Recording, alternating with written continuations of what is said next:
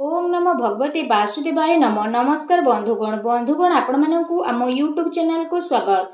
Friends आज ए video रे आमे आपण मानकु कहिबा पई जाउछु आगामी ए 56 घंटा आपण को पई किपरि साब्यस्त हेबो, केउ प्रकार आगामी 56 घंटार समय को आपण माने साब्यस्त करिवे, केउ प्रकार दिन आपणकर साब्यस्त हेबो, केउ सब जिनिस रे आपण को फायदा हेबो, केउ सब जिनिस रे आपण को असुविधा रहबो को पड़े, आपणकर लव लाइफ किपरि रहइबो, क्यारियर किपरि रहइबो, बिजनेस आउ व्यापार किपरि रहइबो एवं स्वास्थ्यर किछि महत्वपूर्ण इन्फॉर्मेशन मध्ये आमे आपण मानकु देबु। आउ ए वीडियो रो शेष रे आमे आपण मानकु किछि उपाय विषय कहबू जहा द्वारा आपण ए दिन को आहुरी अधिक शुभ और मंगलदायक साब्यस्त करि परिबे। तेनु आगो को वीडियो आरंभ करबा पूर्व आमर आपण को रिक्वेस्ट कि जदि आपण हमर ए चैनल ले नुआ आछन तो चैनल को सब्सक्राइब करंतु, सांगरे नोटिफिकेशन बेल को मध्य ऑन करंतु जहा द्वारा समय समय रे नुआ नुआ वीडियो रो नोटिफिकेशन आपण को पाखरे पहुंची जिवो। तो आसंतु जानिबा किपरि रहिबो आपणक पई विशेष भाबरे आगामी ए 56 घंटा। जदि विशेष भाबरे आमे आपण माननकु कहिबू ए 56 घंटा विषय रे, तो ए समय रे आपणकर आर्थिक स्थिति काफी अनुकूल रहिबो। आर्थिक लाभ पाई ए दिन रे आपणकु बहुत भल रकम धन प्राप्ति हेबो। व्यवसाय संबंधित किंबा बाहर कंपनी संबंधित कार्य रे मध्य विशेष भाबरे आपणकु बहुत ही भल लाभ प्राप्तिर संभावना मध्य बनुची। ता सहित ए दिन रे बाहर काम कार्य को नै मध्य आपण किछि यात्रा करि पारती, जहा आपणक पई अवश्य ही लाभदायक भरा सिद्ध हेबो। ता सहित जदि कहिबा शिक्षा क्षेत्र रे मध्य आपणकु अनुकूल परिणाम विशेष रूप रे प्राप्त हेबो। आउ उच्च शिक्षा पई प्रयासरत लोक मानकु मध्य बहुत ही भल लाभ प्राप्त हेबो। आपणक ज्ञान रे बुद्धि हेबो। आउ वरिष्ठ तथा गणमान्य लोकंक द्वारा आपणकु अवश्य ही प्रशंसा प्राप्त होई जिवो। काम कार्य क्षेत्र रे मध्य ए दिन रे आपण किछि नुआ करि परिबे, जहा आपणक पई अवश्य ही आगकु जाई भल साब्यस्त हेबो। पूरा परिवार रे आपण समस्ते पूरा जोश रे सहित रहिबे। आउ घर परिवार रे हर्ष उल्लास रो माहौल देखिबा को मिलिबो। ता सहित आपण कोनोसी प्रॉपर्टी विषय रे मध्य गभीर भाबरे विचार करिवे। आउ आगकु जाई मध्य आपणकु बहुत अधिक लाभ मध्य प्राप्ति हेबो।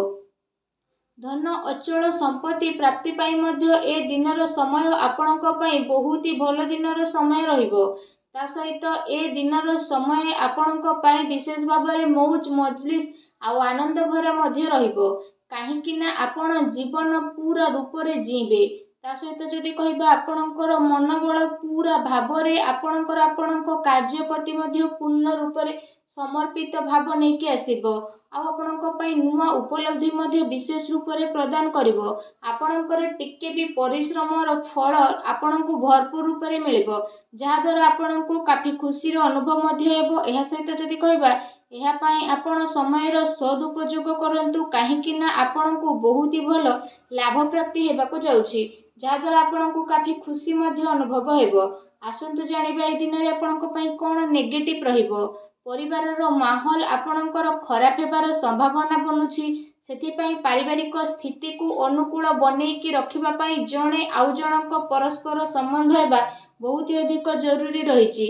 आपण साहसी तथा पराक्रमी व्यक्ति हेबा सहित दायित्ववान मध्य रहिबे। सेति पई आपण निजर घर परिवार प्रति भल भावना रखि कि जणे आउ जनकु जोड़िबा पई चेष्टा करंतु। एहा सहित जदि विशेष भाबरे कहिबा आपणकर कार्यस्थल को नै किछि असंतुष्टि भाव मध्य आसी पारे। काहे कि ना आपण जेतिकी परिश्रम करिवे कि आपणकु लागिबो कि आपणकु सेतिकी परिणाम मिली नाही। से कारण पई आपण किछि टाइम पर्यंत निजको एका एका फील मध्य करिवे। एहा सहित जदि विशेष भाबरे कहिबा भूल लोकंक संपर्क रे तथा भूल संग रे रहिबारे आपण प्रयास मध्य करंती, तेणु सावधान रुहंतु। अन्यथा आर्थिक समस्या आपणकु सामना मध्य करिबा पई पड़ी पारे। मानसिक अशांति सहित कार्य व्यवसाय रे मध्य आपणकर व्यवधान विशेष रूप रे उत्पन्न हेबो। मन रे चिड़चिड़ापन तथा प्रॉब्लम द्वारा आपणक कार्य योजना रे बाधा मध्य आनिबे। तेणु आपणकु सावधान रखिबा आपणक पई अनिवार्य रहिबो। एहा सहित विशेष भाबरे कहिबा आपणकर स्वभाव आपणक पई किछि प्रॉब्लम उत्पन्न मध्य करि पारे। पिलांक उपरे अधिक अनुशासन रखिबा सेमानक पई प्रॉब्लम मध्य ठिया करिवो। ସେଥିପାଇଁ ନିଜର ସ୍ୱଭାବରେ ଆପଣ ବିଶେଷ ରୂପରେ ଟିକେ ଲଚିଲାପଣ ଆଣନ୍ତୁ। ପିତାଙ୍କର ସମ୍ମାନ କରନ୍ତୁ। କିଛି ମତଭେଦ ମଧ୍ୟ ଉତ୍ପନ୍ନ ହୋଇପାରେ, ତେଣୁ ଟିକେ ସାବଧାନ ରୁହନ୍ତୁ। ଏହା ସହିତ ଏ ଦିନରେ ଆପଣ ତରତରରେ କୌଣସି ବି ନିର୍ଣ୍ଣୟ ନିଅନ୍ତୁ ନାହିଁ। ଯଦି ଆପଣ ସବୁ କାମକୁ କରିବାକୁ ଚାହୁଁଛନ୍ତି ତ ଆପଣଙ୍କୁ ସବୁ ମିଳିବ, କିନ୍ତୁ ତରତର ହୋଇ କଲେ ନୁକସାନ ହୋଇପାରେ। ଅଚାନକ ଯାତ୍ରା କାରଣରୁ ଆପଣଙ୍କୁ ବିଶେଷ ରୂପରେ ଚିନ୍ତାର ଶିକାର ମଧ୍ୟ ହେବା ପାଇଁ ପଡ଼ିପାରେ। ଉଦ୍ଧାର ମାଗୁଥିବା ଲୋକଙ୍କୁ ନଜରଅନ୍ଦାଜ କରନ୍ତୁ। ମତଭେଦର ଗୋଟେ ଲମ୍ବା ସଂଖ୍ୟା ବନିବ, ଅନ୍ୟଥା ଆପଣଙ୍କୁ ସାମଞ୍ଜସ୍ୟ ବନେଇ ରଖିବାରେ ମୁସ୍କିଲ ମଧ୍ୟ ଆସିପାରେ, ତେଣୁ ଆପଣ ଟିକେ ସାବଧାନ ରୁହନ୍ତୁ। ଆସନ୍ତୁ ଜାଣିବା ଆପଣଙ୍କର ଲଭ୍ ଲାଇଫ୍ ଏ ଦିନରେ କିପରି ରହିବ। ଯଦି ଆପଣଙ୍କର ଦାମ୍ପତ୍ୟ ଜୀବନ ବିଷୟରେ କହିବା ତ ଏ ଦିନରେ ଆପଣଙ୍କ ପ୍ରେମ ଜୀବନ ପାଇଁ ବହୁତ ହି ଭଲ ଦିନ ରହିବ। ତା ସହିତ ପ୍ରେମ ମାମଲା ପାଇଁ ମଧ୍ୟ ବିଶେଷ ଭାବରେ ଏ ସମୟ ଆପଣଙ୍କ ପାଇଁ ଅତି ଉତ୍ତମ ରହିବ। ବିବାଦରୁ ଆପଣ ଦୂରେଇକି ରୁହନ୍ତୁ। କାହାର କହିବା ଦ୍ୱାରା କୌଣସି କାର୍ଯ୍ୟ ଆପଣ କରନ୍ତୁ ନାହିଁ। ଆପଣ ନିଜ ଉପରେ ଭରସା ରଖନ୍ତୁ, ଅନ୍ୟଥା ନିଜ ଉପରେ ଭରସା ରଖିକି ଆପଣ ନିଜର ପ୍ରେମୀ ପ୍ରେମିକାଙ୍କ ଉପରେ ଭରସା ରଖନ୍ତୁ ତଥା ଜଣେ ଆଉ ଜଣଙ୍କ ସହ ପ୍ରେମରେ ସଂଗଠିତ ହେଇକି ରୁହନ୍ତୁ, କାରଣ ଏ ଦିନ ପ୍ରେମ ଜୀବନ ପାଇଁ ବହୁତ ହି ଭଲ ଦିନ ରହିବାକୁ ଯାଉଛି।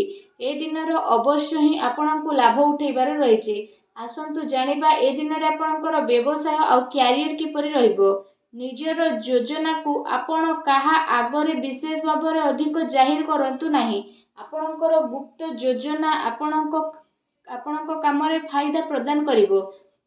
ଏହି ସମୟରେ କେଉଁଠି ଆପଣଙ୍କୁ ଅଚାନକ ଲାଭ ମିଳିବାର ବିଶେଷ ଭାବରେ ଆଶା ରହିଛି। ବାସ୍ ଆପଣଙ୍କୁ ଆପଣଙ୍କର ନିର୍ଣ୍ଣୟକୁ ମାନ୍ୟତା ଦେବାର ଅଛି, ଅନ୍ୟଥା ଆପଣଙ୍କୁ ପ୍ରତିଟି କ୍ଷେତ୍ରରେ ବହୁତ ଅଧିକ ଫାଇଦା ପ୍ରାପ୍ତ ହେବ। ବ୍ୟବସାୟିକ କ୍ଷେତ୍ର ବିଷୟରେ ଯଦି କହିବା, ଧନ ଲାଭର ବିଶେଷ ରୂପରେ ସ୍ଥିତି ବନୁଛି। କାର୍ଯ୍ୟ ଆପଣଙ୍କ ପାଇଁ ସବୁ ଆସାନୀରେ ମଧ୍ୟ ସଫଳ ହୋଇଯିବ। କାରବାର ବିସ୍ତାରର ଯୋଜନା ମଧ୍ୟ ଆପଣ ବନେଇ ପାରନ୍ତି, ଯାହା ଆପଣଙ୍କ ପାଇଁ ଆଗକୁ ଯାଇକି କାଫି ଲାଭଦାୟକ ସିଦ୍ଧ ହେବ। ଏହା ସହିତ ଆପଣଙ୍କୁ ପଇସା ନେଣ ଦେଣରେ ଟିକେ ସାବଧାନ ରଖିବାକୁ ପଡ଼ିବ।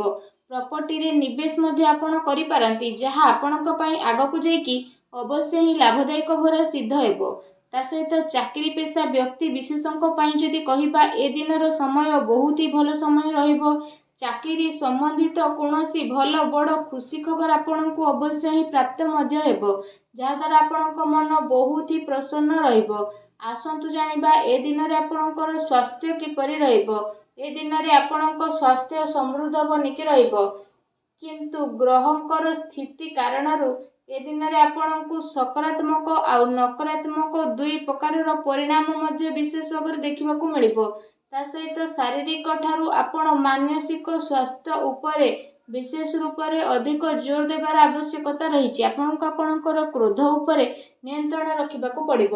ଏହା ସହିତ ନିଜର ଖାଦ୍ୟପେୟ ଉପରେ ମଧ୍ୟ ଆପଣ ଅଧିକ ଧ୍ୟାନ ଦିଅନ୍ତୁ, କାରଣ ଏ ଦିନ ଆପଣଙ୍କୁ ପେଟ ସମ୍ବନ୍ଧିତ କିଛି ସମସ୍ୟା ମଧ୍ୟ ଉତ୍ପନ୍ନ ହୋଇପାରେ, ତେଣୁ ଟିକେ ସାବଧାନ ରୁହନ୍ତୁ। ଏହା ସହିତ ନିଜ ସ୍ୱାସ୍ଥ୍ୟକୁ ଆହୁରି ଅଧିକ ଭଲ ରଖିବା ପାଇଁ ଆପଣ ପ୍ରତ୍ୟେକ ଦିନ ଯୋଗ କରନ୍ତୁ, ବ୍ୟାୟାମ କରନ୍ତୁ, ସୁସ୍ଥ ରୁହନ୍ତୁ। ଆଉ ଭିଡ଼ିଓ କେମିତି ଲାଗିଲା କମେଣ୍ଟ କରିକି ଜଣାନ୍ତୁ। ଧନ୍ୟବାଦ।